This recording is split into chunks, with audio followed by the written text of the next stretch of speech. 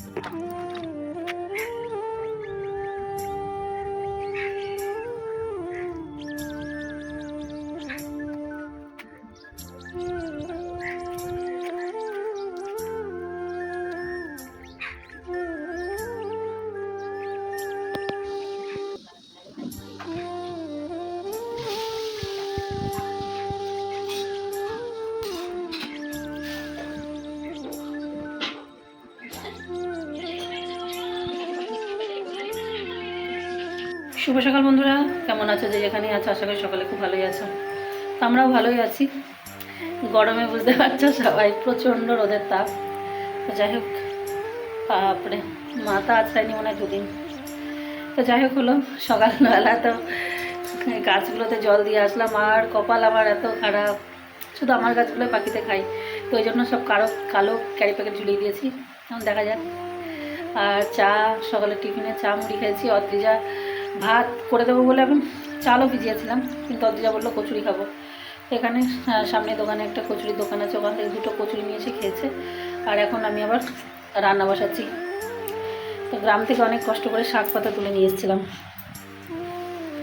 মাঠে গিয়েছিলাম। তো যখন আসি তখন হয় কি যে অনেক রকম সবজি হয়ে যায়।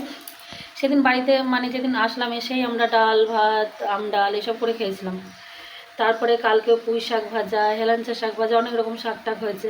তারপরেও এই শাকগুলো যে মাঠ থেকে তুলে নিয়ে এসেছিলাম, যেগুলো এগুলো বনে না, মানে আপনা আপনি যে শাকগুলো হয় না, তো সেইগুলো। এবার এই 3টে দিন হয়ে গেল না, এখানে ফ্রিজ প্যাকেটে রেখেছিলাম।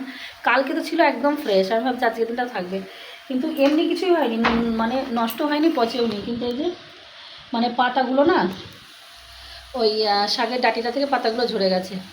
এবার ঝরে গেছে, খুঁটে খুঁটে সব পাতা বেছে বেছে নেওয়া সম্ভব হয়নি। যতগুলো পেরেছি নিয়েছি, আর বাদ বাকিগুলো ফেলে দিলাম। আর এই যে দেশ থেকে লাউ নিয়ে এসেছিলাম, দেশে আমার একদম গাছের লাউ।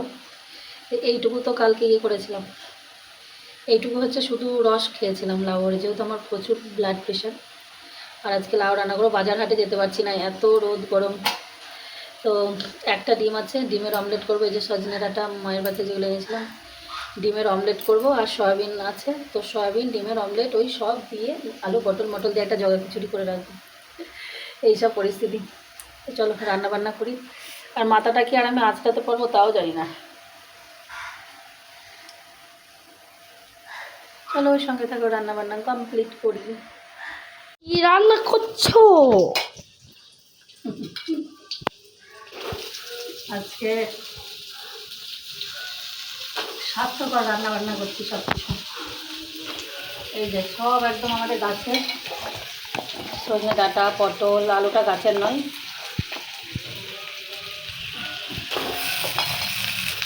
এটা একটা ঝোল হবে, যে সয়াবিন ভিজিয়ে রেখেছি, সয়াবিনটাও দেওয়ার মধ্যে। আর এইখানে হয়েছে রুটিটা, ডিম পাই ফেলায়।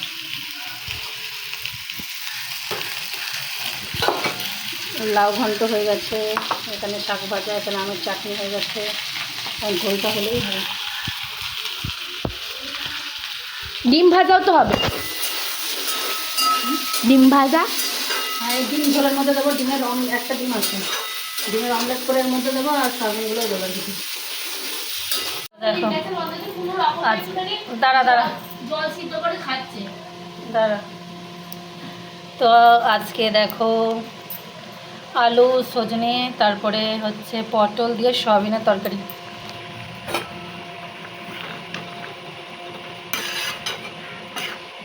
ঝোলটা ফুটলেই আমার রান্না বান্না কমপ্লিট হয়। তবে এখন ডিম ভাজতে হবে, ডিম ভাজার জন্য পেঁয়াজ কেটে রেখেছি।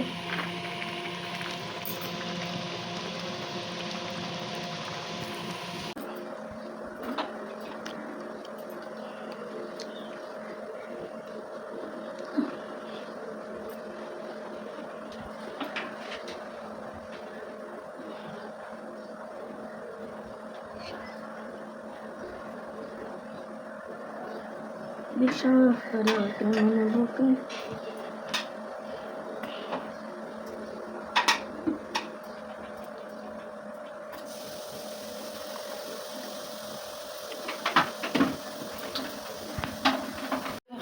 আমার সম্পূর্ণ কমপ্লিট হয়ে গেছে, রান্নাবান্না কমপ্লিট হয়ে গেছে প্রায় অনেকটা হয়ে গেল, এখন 2টো বাজে, তো প্রায় 15 মিনিট হয়ে গেল, 1:45-এর মধ্যে রান্নাবান্না কমপ্লিট হয়ে গেছে।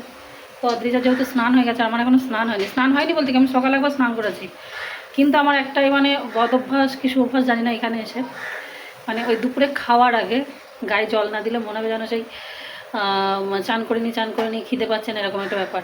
তো এই চান মানে একদম এই রান্নাবান্না সেরে চানটা করে যখন খেতে বসে না, তখন মানে কী শান্তি। তো অদ্রিজা বলছে, মা তুমি তো সকালে একবার করেছো, তুমি এখন খেয়ে নাও। আচ্ছা না, আমি মানে ওই খেতেও পারি না, তখন মানে খিদেটাও লাগে না, আর গায়ে জল পড়লেই বলে না খিদে লেগে যায় সেরকম। তো ওকে আমি ওই জন্য ওই যা ওকে ভাত দিয়েছি, ও খাচ্ছে, আর আমি এইগুলো সব একে একে পরিষ্কার করছি, ধোয়া মাজা, ওইদিকে রান্না খাবারগুলো রেখেছি, আর এগুলো সব এই যে সার্ফ টাপ দিয়ে এখন মুছছি। তেল হয়তো রান্না করলেই তো জানো প্রতিদিনই তেল হবে, প্রতিদিনই এটোকাটা মুছতে হবে, তারপর আমি এগুলো করছি আর ওকে খেতে দিয়েছি। এইগুলো করেও আমার অনেক কাজ আছে, না হলে হয়তো ওকে বলতাম যারা একটু তারপরে খেয়ে নেবো, মানে ঘর দূর মোছা হয়নি, এখন ঘর দূর মুছবো, তারপর টুকটাক কাজ আছে, সেগুলো সেরে একেবারে স্নান করে তবে তো ভাবছি খাবো, ওই জন্য ওকে আগেই দিয়ে দিলাম খেতে। কি হচ্ছে এটা? এই যে দেখো বটিটা একটু ধার নেই, এখন এই বটিটা এই কাঠটা জোগাড় করলাম ছাদে, খুঁজে খুঁজে এই কাঠটা দেখছি ছাদে একটা কাঠ পড়ে আছে, তো সেখান থেকে নিয়ে আসলাম। আর এই যে বালি তো বাড়ি থেকে নিয়ে এসেছিলাম, কলকাতাতে বাস করলেও গ্রামের মতো সব কিছুর আমার ব্যবস্থা আছে।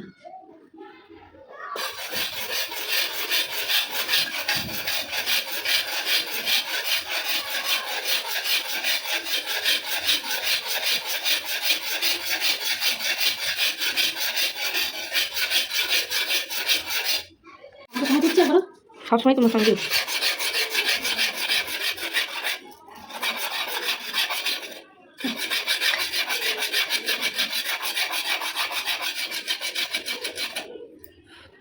ঘেমে গেলাম।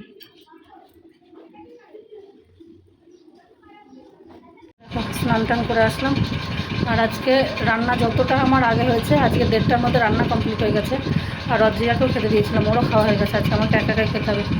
কিন্তু রান্না করতে করতে চোখটায় যে কী হলো কিছুই বুঝতে পারছি না, চোখটা চরম লাল হয়ে গেল, আর চোখের মধ্যে মনে হচ্ছে না এখানটা কী একটা আছে এরকম লম্বা করে, খুব অস্বস্তিতে ভুগছি। আর এই যে ঠাকুরকে ধূপ দেখিয়ে নিয়েছি, আমার ঘরে ততটুকুই ঠাকুর। আর এই যে দেখো একটা নতুন যোগ হয়েছে, এটা একটা ক্যালেন্ডার, খুব সুন্দর, মানে এত সুন্দর কি বলবো, রাধাকৃষ্ণ দারুণ। চলো এখন খেতে হবে, খিদে পেয়ে গেছে খুব। আর এই যে পুরো একদম তখন দেখাচ্ছিলাম তোমাদেরকে, পুরো পরিষ্কার করে একদম ধুয়ে মুছে পরিষ্কার করে সব কিছু ধুয়ে রেখেছি, এখন খেতে হবে, কিছু করার নেই, প্রচুর খিদে পেয়েছে। তো দেখো রান্নাবান্না হতে হতে কিছু কিছু শেয়ার করেছিলাম, তো এখন একবার একটু দেখায়।